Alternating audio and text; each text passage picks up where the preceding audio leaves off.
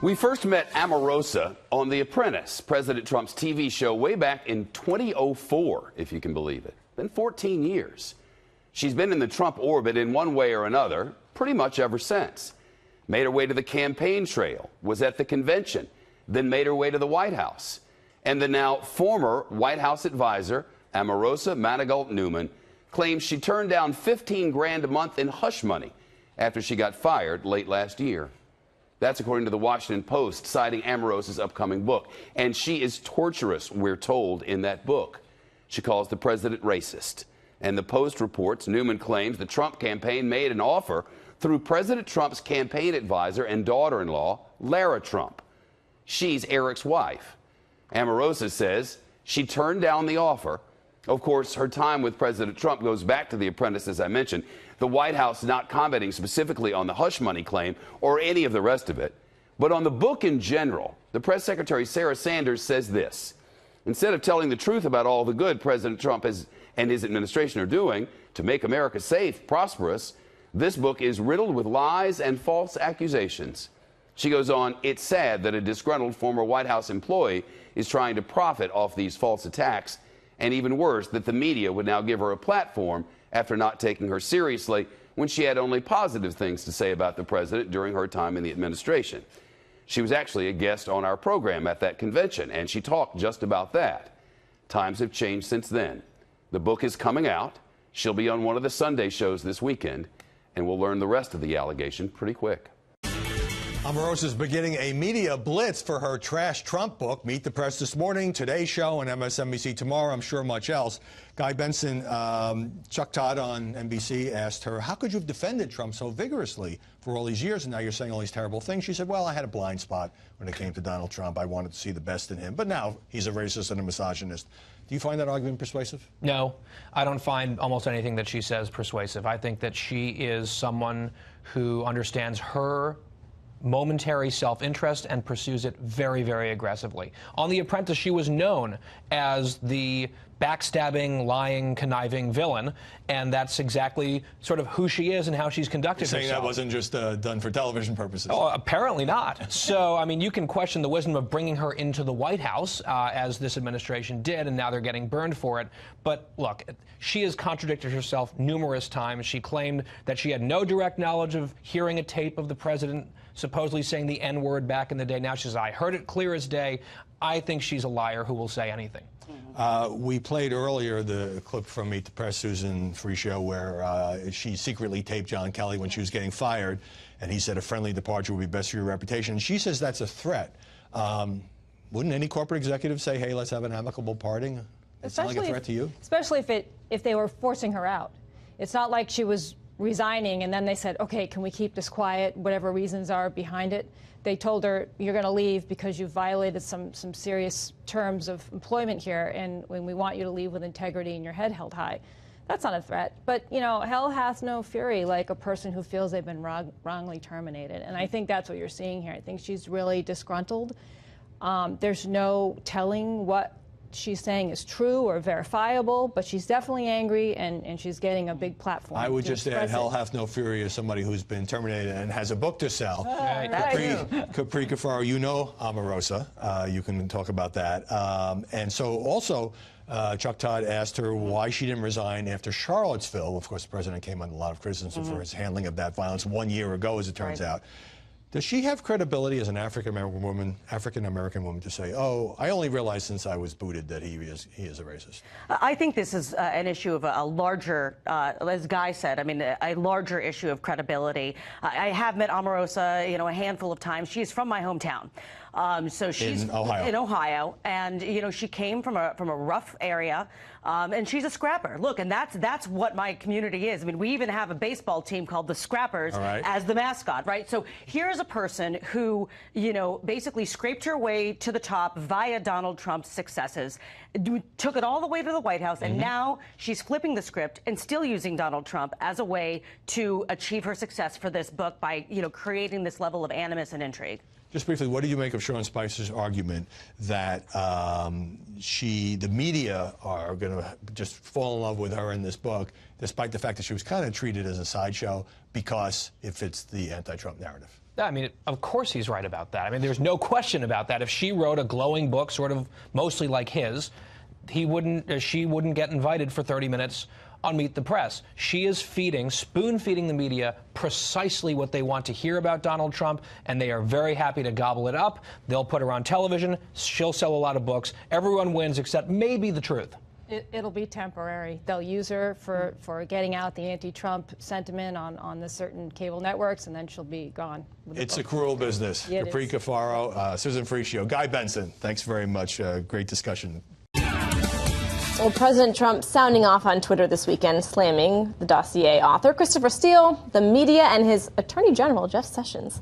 At the same time, former White House aide Omarosa is making her first TV appearance today to discuss her tell-all allegations about the Trump White House. Here to break it all down for us, Siraj Hashmi, commentary video editor and writer for The Washington Examiner. Thank you for joining us on our show. Thank you for having me, Elizabeth. A lot of fallout from that Omarosa interview on Meet the Press. I want to play a quick soundbite for you. It's regards to some of the news that's happening this weekend and get your reaction. As we are celebrating, well, actually observing the anniversary of Charlottesville, that he has an opportunity actually to bring the country together. But you'll see that he doesn't have the ability to do that because he puts himself over country every day. I would suspect that the White House would point to a most recent tweet where he's coming out and trying to push unity. What are you hearing from the White House? What we're hearing from the White House right now, I think, is they're being strategic in terms of and careful about how they responded this time around to the protests happening outside the White House and in Washington, D.C. Of course, there's a lot of security this time around, and I don't think law enforcement or the state is letting their guard down this time around like we saw in Charlottesville last year. Of course, President Trump, in his time last year responding to the Charlottesville protests, he did have a huge fumble, politically speaking, and, lost a lot of support within his own party, within the Republican Party, with respect to his take on, kind of both siding the issue about white supremacists and Antifa. Of course, there was probably a better way to handle it, and I don't think he's going to make that mistake again. And certainly he's in New Jersey, but it's in Washington. Not that it makes it more or less important, and certainly we had the anniversary of protests in Charlottesville, but it's in his backyard. I mean, I know that he's in Bedminster, but they're here. They're in D.C. I want to continue on Omarosa because we had Sean Spicer on. He was on another network. He had said, listen, her taping the general, because we saw those tapes released on Meet the Press, is basically a national security risk. I mean, he was throwing some pretty heavy language at her. Are you hearing that from the White House? Were they surprised by this? I think what we're hearing from the White House is that there were several protocols that were violated. Of course, D.C. laws, you only need one party to consent in terms of recording. But if there was a recording that Omarosa took place in the Situation Room with John Kelly, the chief of staff, you're not allowed to bring cell phones in there. I don't know what she actually brought in there. And there's non-disclosure. She talked about non-disclosures. Right, and of course, she signed a non-disclosure agreement in which she would not violate, going against the Trump administration, the Trump family, or even President Trump himself. And so there might be some legal ramifications for this. Yeah, the story is just beginning. I want to get in one more topic in the effort of time. Omarosa Manigault Newman is out with a new book savaging President Trump, who made her famous by putting her on The Apprentice, then fired her from a White House job in December. She said on Meet the Press this morning that she'd heard a tape from Apprentice days of Trump allegedly using the N-word. And once I heard it for myself, it was confirmed what I feared the most, that Donald Trump is a con and has been masquerading as someone who is actually open to engaging with diverse communities. But when he talks that way, the way he did on this tape, it confirmed that he is truly a racist. The president had a brief but pungent response when a reporter asked about his former aide. Mr. President, do you feel betrayed by Omarosa, sir? Lowlife.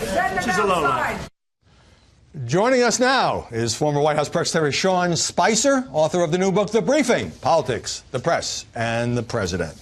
All right, so given that Omarosa was fired just 8 months ago from the White House and that she's trying to sell a book about the president, which happens to be called Unhinged, how seriously should the media take her charges? Not at all. Look, this is someone who says that she resigned moments after she left the White House. Now she says she was fired. This is someone who said the president wasn't a racist. Now she says he was. She says that the president was a great man. They accomplished a lot. Now she calls it into question. What's changed in those 8 months? She went on the record right after she left the White House, specifically talking about how she left the White House, why she left the White House, and what she thought of the president. Let me guess, hold on. Is that she's selling a book? I was going to say the only thing that's changed is she's now looking to make money off of it and sell a book where, having gone through this process myself, my guess is she sat down with publishers who said, if you'll say the following, we can give you more money. So it is complete opportunism, and it's completely false. Sarah Huckabee Sanders says the book is riddled with lies and false accusations from a disgruntled White House employee. Now, it's interesting because Omarosa said when the stuff started to leak out that she had heard herself. She told NPR she had heard herself Trump using the N-word back in the Apprentice days. And then in the book, she attributed it to sources who supposedly had a tape of this.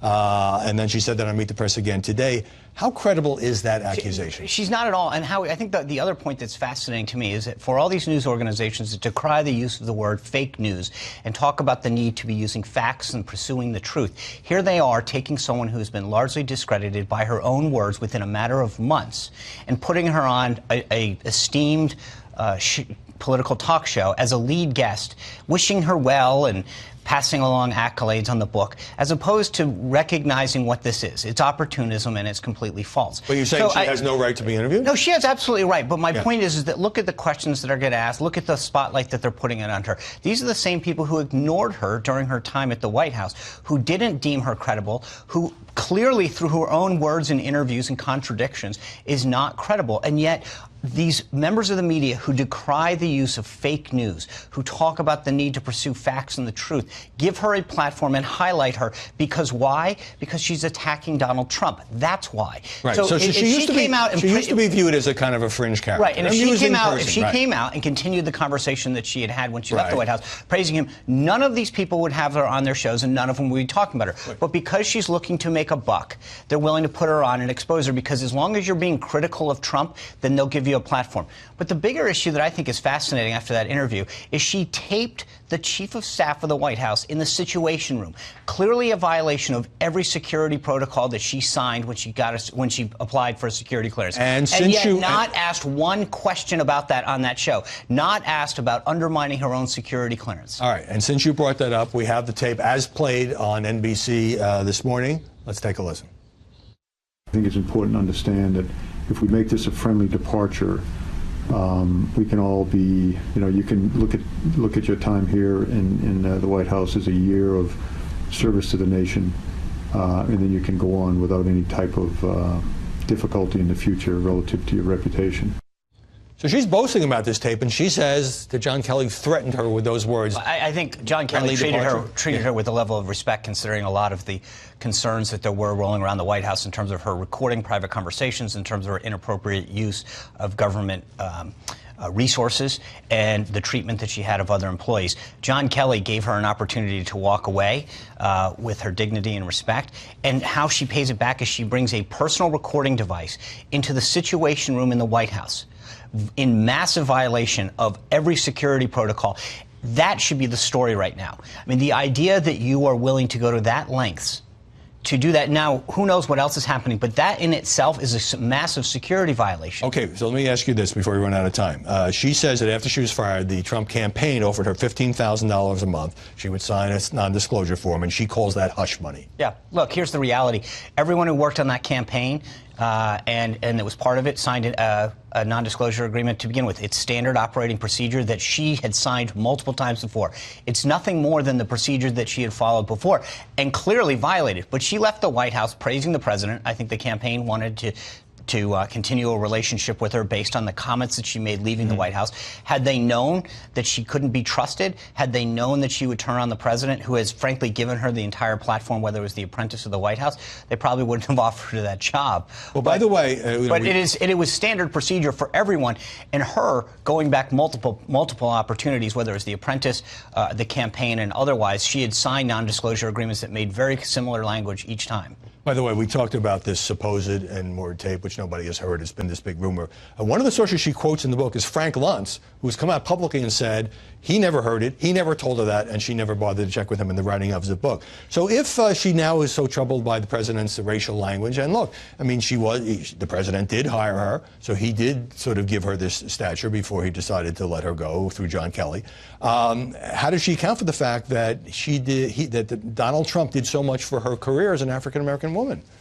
I mean, I think that, again, I think if you're looking for contradictions, the entire book is clearly riddled with them. Which you've read. I've read, yes. It is over and over again, from the mere fact that she talks about the fact that she left the White House and said that she resigned. Now she says she was fired. She says that the president was someone that did a lot for the African American community. He lowered unemployment. He did stuff with the historically black universities and colleges.